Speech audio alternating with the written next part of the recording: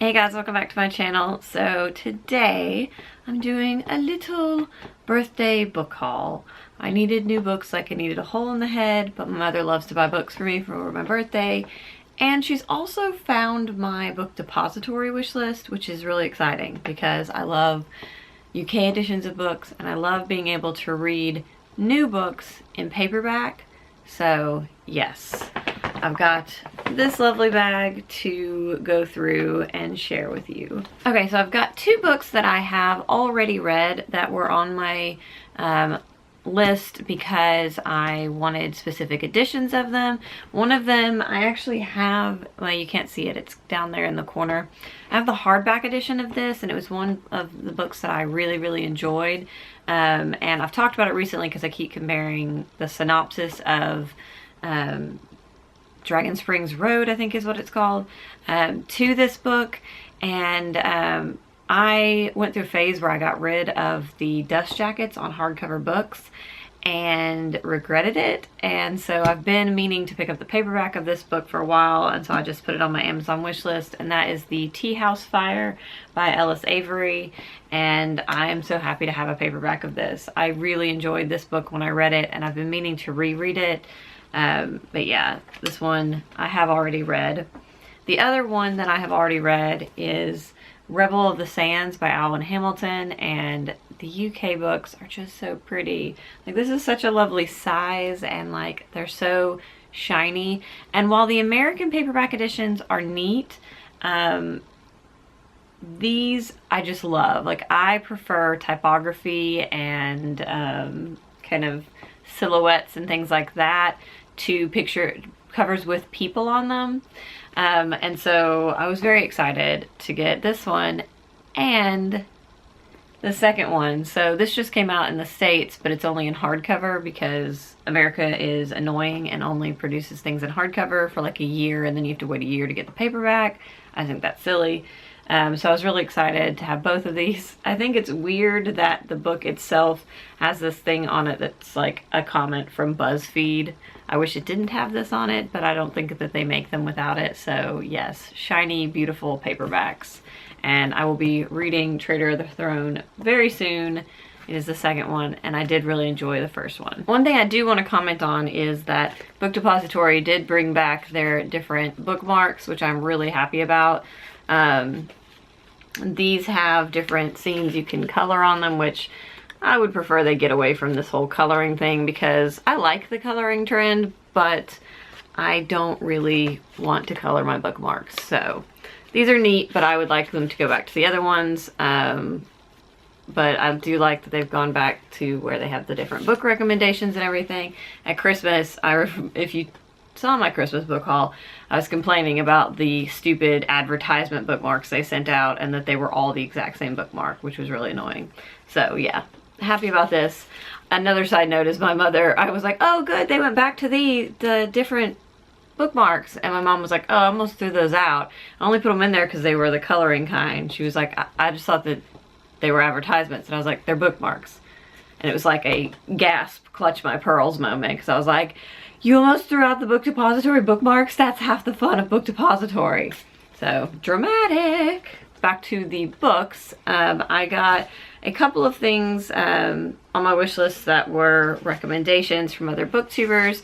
The first one is Even This Page is White, which is a poetry collection that Mercedes from Mercy's Bookish Musings talked about, and I was really interested in it. One of the challenges for the Muse Monthly kind of reading challenges for this year is to read a poetry collection, and I don't read a lot of poetry, so this piqued my attention, and I am going to read this one. I probably actually will get to it this week. Then I have a number of books that are by Cara Bray, which Elena from Elena Reads Books talks about a lot. Sweet Home is a short story collection that I have been trying to get my hands on for a while. They don't sell this in the States. Like, I have not yet found anywhere to buy this in the States. Even Amazon didn't have this. So I'm really excited to get this particular edition because I think it's prettier than the other editions that are out there, but also to be able to finally read this because I love short story collections. And Elena said she gave this a 5 out of 5 stars, and she doesn't usually give short story collections that high of a rating, so definitely intrigued by it. And then I also got A Song for Issy Bradley, which I know she really loved and has definitely piqued my interest. And then the other one is Museum of You by Cara Bray.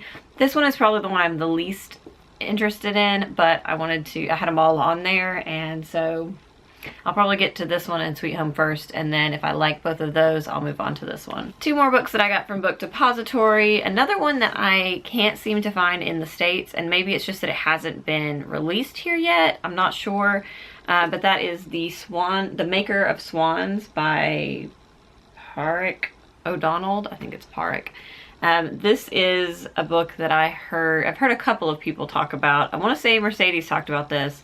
I know that Tanya from List Obsessed Reader talked about this, and it just sounded really, really intriguing and up my alley. It's like, let's see, it basically is talking about like this secluded life in this like mansion of grandeur that sounds like it's kind of degrading, and I don't know, it just really sounds interesting and kind of otherworldly, and I have been wanting to get my hands on it, and again, something that I can't find in the States. This is another one that has one of these like annoying not stickers on it, but whatever. It's a paperback and I have my hands on it. That's all that matters. And then the last one I have seen mentioned by a lot of booktubers over the years, and I was always really interested to pick it up, and I just kept looking at the different editions because I was like, you know, if I'm kind of waiting to pick it up, I'm gonna get an edition that I like of it, and that is I Capture the Castle by Dodie Smith. And I just really, really love this edition of this book. It's so pretty. And this is the UK paperback, but I hear really great things about this book. I believe it is either middle grade or YA, I'm not sure. It's got really huge print, so I'm gonna go with middle grade, and it's got images and things in it. But yeah, I'm very excited to read this one. It has been on my list of books that I wanted to read for like the past 2 years, and I just haven't gotten my hands on a copy of it. So I will probably get to this fairly soon. And then I have Vinegar Girl, which is the Hogarth Shakespeare edition retelling of Taming of the Shrew by Anne Tyler. And so I wanted to first read Taming of the Shrew, so I didn't own it. I ended up getting this copy of it, which I just love these Pelican Shakespeare editions. They're incredible, and I want to own all of the Shakespeare plays in these. So I got this so that I can read this first and then read Vinegar Girl. I did the same with Hagseed by Margaret Atwood. I bought The Tempest so that I can read that before I read it. So hopefully I'll get to those both this year. I am very interested in the Shakespeare retellings, so we shall see. And then one other Amazon book was this pretty thing. I wasn't hugely interested at first. I've actually heard good things from people who said that it was really fun, you know, quick read as far as kind of, if you've seen the movie, it's just a fun quick read. And I have seen the movie, I really enjoyed it. I just think it's beautiful. It's got all the different animals kind of in the scroll work, and I just really like that. I'm sure you've seen it a million times, so may read it, may not. I do love that the naked hardback has a niffler on it. It's really pretty. But this is just, you know, to add to my Harry Potter collection of books, because I feel like if I didn't get it, I was gonna regret it, because it's beautiful. It's a part of the Harry Potter kind of library, and yeah. The next to last one is one my mother picked up for me at Costco, I think she said, and I'm a little intrigued. I love Beauty and the Beast, and this is kind of, it's Disney Beauty and the Beast lost in a book, an enchanting original story. So it's basically like the Beauty and the Beast story. It's Jennifer Donnelly is the one who wrote it. She wrote the Tea Rose series, and so she's a decent writer, so I would give this a go. This isn't something I'm hugely interested in, so if I'm not really into it, then I'm not gonna feel bad kind of DNFing it and passing it on. And then the last one. So if you guys will remember, see if I can find it. You can't see it in the this one. It's a beautiful book that Justin got me for Christmas. It is the kind of, what is the name of this company? Easton Press makes them. Easton Press, kind of leather bound edition of The Martian. It has a ribbon bookmark. It's signed. It has the little certification that it's signed and everything. And they're just beautiful collector's items for favorite books. Well, he also bought me this one. This is Ready Player One. And this is the coolest, like, leather-bound book, because it, you know, it's a leather-bound book, but it's so unexpected because it has all these things from kind of the tie-ins to the book, the keys, you know, puzzle solving, the brain. It's just really interesting. Disco ball, there's a Rubik's Cube, and it is also signed and certified. Has the ribbon bookmark. It's tucked in there. And the gold foiled pages. It's just such a pretty book. So these are gonna go side by side on my shelf, and I think together they look very lovely. I was most excited about Ready Player One because it is one of my favorite books, and I just like to have, I know it's kind of silly and totally unnecessary, but I just like to have really beautiful editions of favorite books, and I end up with multiple copies. I did that with Count of Monte Cristo. I have several copies of that, and then I want to eventually get the rest of the, there's, I think it's over here too, these editions of the D'Artagnan romances, so Three Musketeers and so on. I have the one in the middle for some reason, but those I think are so beautiful. So anyways, completely off track, but I was very spoiled for my birthday, and now I have to get to reading these because I was doing so well to get my TBR down.